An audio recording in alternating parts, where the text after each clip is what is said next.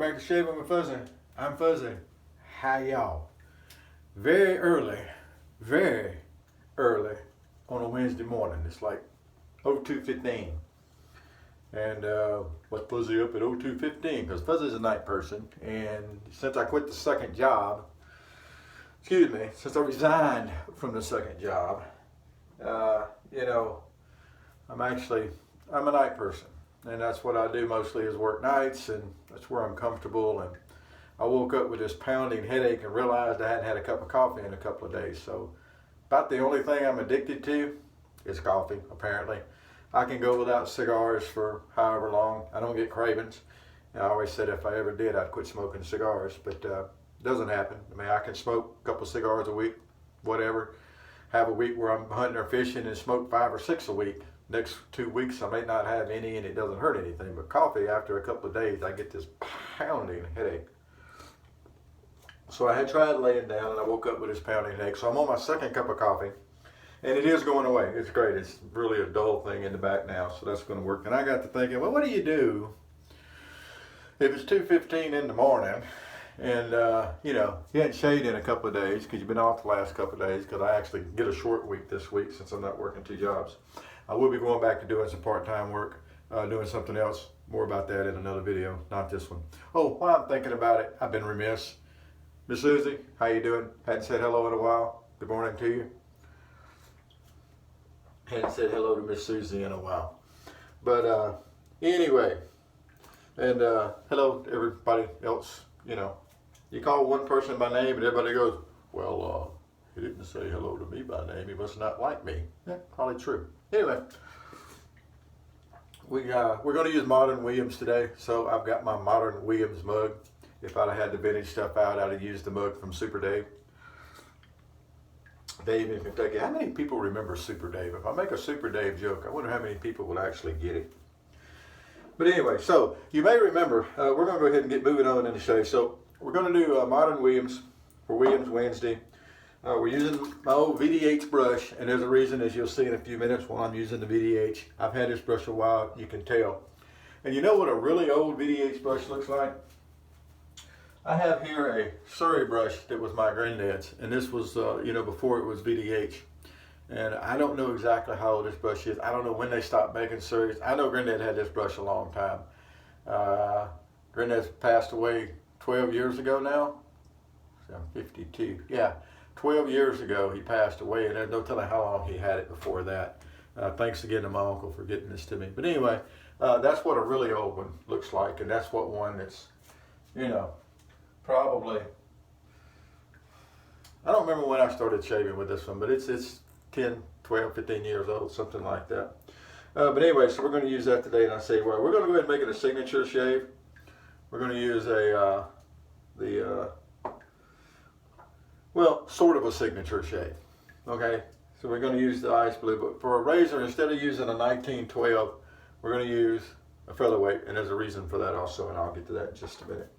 So let's get started. So this is kind of you remember at the first of the month, I said I had talked to a young man in the store who was looking for the razors, and it ended up being a discussion about real razors, and I told him I would send him a couple to try. Finally got those sent off yesterday. So I sent him a ball end, unmentionable, and some blades for it, and then I sent him a featherweight and some blades for it. I sent him VDH soap and VDH brush that I had. And so I'm going to use the VDH brush with the Williams today and give him an idea. And then we're going to shave with a featherweight, and I'm going to show you how to load a blade and all that kind of good stuff. I've already done it before, but why not? So the first thing we're going to do is we're going to get us a hold of a carbon steel blade, because I like carbon steel blades. Now I set carbon steel blades. I should have probably thrown a few stainless blades in with it, but yeah, didn't think about that to start with. But anyway, so what you're going to do, you're going to pop the top open with your thumb. Works the same on the 1912 as it does on this featherweight. And we're going to slide, oops, then we're going to drop the blade. Don't do that, because you might cut a finger, and the most important thing here is don't cut a finger. Anyway, hold the blade by the sides. It's got a spine on the back of it that won't cut you. Slide it up to where it's against the blade stops on the front of the razor, and just let the top click down. Make sure everything's lined up there along the front. Blade is behind the blade stops, and the top is down nice and firm. The one that I sent is, of course, it's the white handle model. I wasn't sending this one because this is, I think, the only one of these I have. All right, so prep. And you just saw my prep. I don't do the whole put the hot rag on and let it sit. I understand that feels good. I don't think it does anything for the shave. Oh, but it opens up my whiskers and it opens up the pores. And no, it don't. No such thing as opening pores. Pores do not open and close. Remember that. It's important. But, you know, oh, but in all the old West movies, they do that. That's how they used to do it, and we're doing things traditionally, and that's how you're supposed to do it. And yeah, it felt really good, and it would help clean the face because they probably had a lot of dirt and oil and crap on their face. So I could see you wanting to clean all that off. But as far as the actual shave goes, yeah, I don't think so. All right, so there's been some discussion on toast. That's a TOST3, the number 3, that's all one, TOST3.com. The original safety 2.3. Or original safety 3, actually, is what it amounts to. But anyway, it's third iteration. But yeah, as to lathering Williams. So here's how I do it. Now what you're going to do, you're going to start off with a damp brush. Now you ain't got to soak the brush and then get it and sling it and beat it to get the water out of it. Just shake the water out of it, and it'll be okay. But start with a damp brush. And what you want to do is just work it on top of the cake there. And as you do that, you're going to build a paste. That's what you want. You want a paste. You're not looking to build lather to start with. Now I do this with basically every soap I use. I face lather. I don't bowl lather. I think bowls are for, you know, really nice for soup and stuff. I like the face lather, the way gold intended. Just saying. You don't need to add glycerin. You don't need to bloom the soap. Don't put a bunch of water on top of the soap to soften it up and make it easier to lather. Don't do that. If you want to bloom something, go plant you a rose garden. You know, it's like shimming a razor. Oh, but it more precisely mimics the angle of the original, and it's like, who cares? You're going to adjust the angle anyway when you use the way you use the razor. It's called technique. Shimming a razor. You want to shim something, go put some windows in. Your time for all that. Gee whiz. So you're going to build your paste. Now, if your brush is a little bit too dry and you don't think you're getting enough of a paste built, just dip the very tips of your brush into your water, because you know you shave with a basin of water or a bowl of water or something along those lines, so that you got some standing water to work with. Warm water. Warm. You cold water people done slip the gear somewhere. You're nice people. I like you. You know, hell, I talked to a few of you, but still, I don't slip the gear somewhere. Shave with cold water if you have to. It will work. All right, so we get our paste built here. Now what we're going to do, once you get that there paste built, is that you're going to go to the face and you're going to start spreading that paste around. Now, the second thing is here, or third or fourth, or wherever I am, remember, we're not looking for buttercream. We're not icing a cake here. You're not looking for piles of lather to show the whole world how you can make piles of lather with XYB soap you're using. We're not here for that. We're here for a layer, a slick layer that's going to, you know, let the razor slide good, cut the hair, and then it's going to sluice the hair away. So what we'll do, they add water, just the very tips of the brush. It's like making flour tortillas. I don't know how many of you have done that. But you add water a dribble at a time to tortillas because they go from too dry to way too wet in way too big a hurry. So you will just a little bit of water. Now as you get your technique down, maybe you can go and use more water at once because you know where you're headed. I've been doing this a long time. This is my technique that I use, and I still just use a very, very little amount of water at a time. Now this is absolutely modern Williams. You know, it's a puck that I bought probably over in Lafayette, Louisiana, within the last couple of years. Could have been within the last year, I don't remember. I know I put a new cake in not too long ago, but I never keep up with when I buy them. I've got so many of them around here.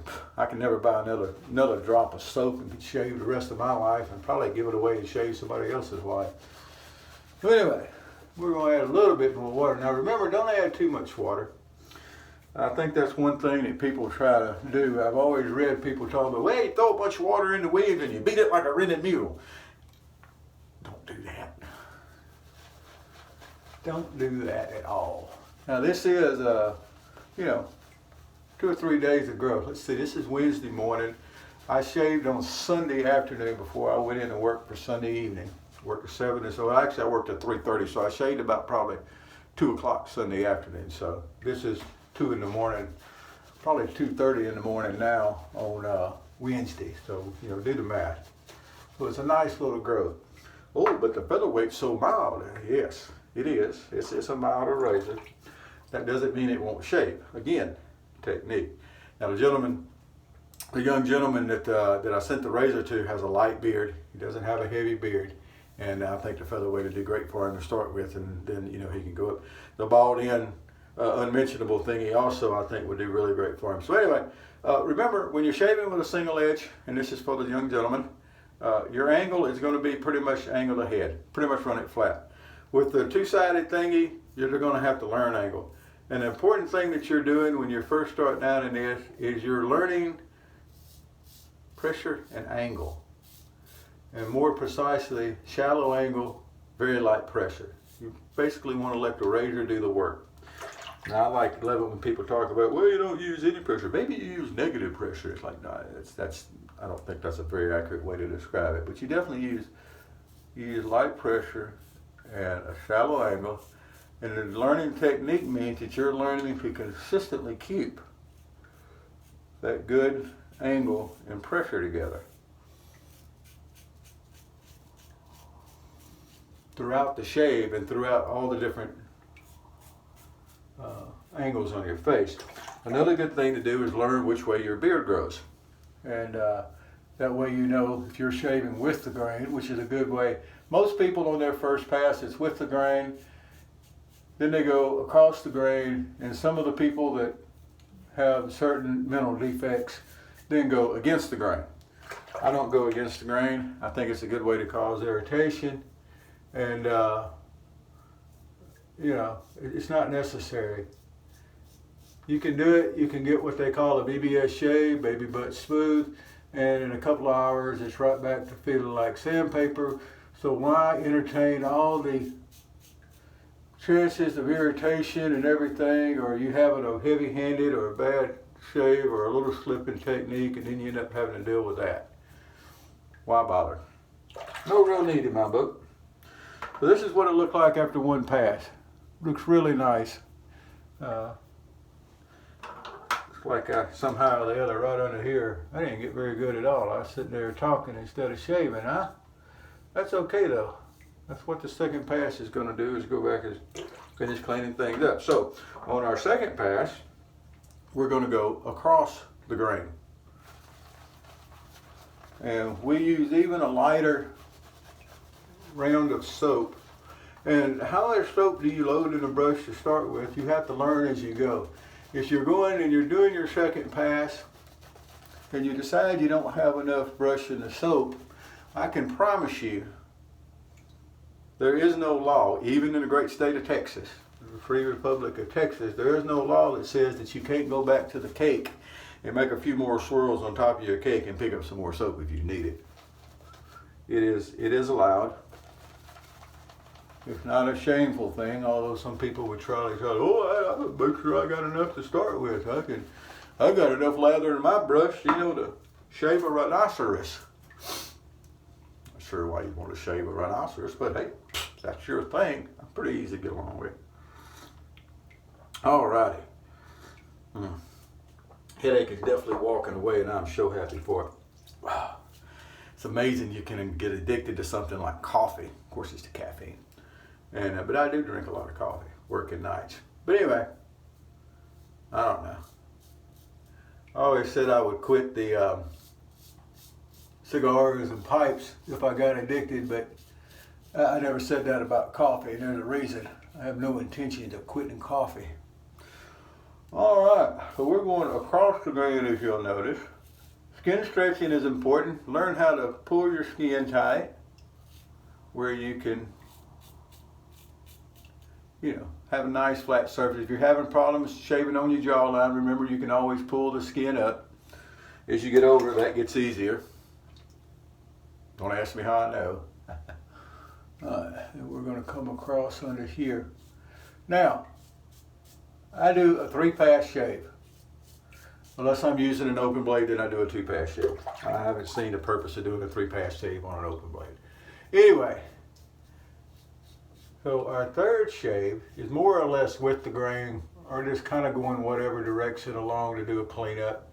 But I use witch hazel instead of another lather pass. And I do that because I think witch hazel makes it easier to find the rough spots. It'll help if you do have any irritation. It's plenty slick.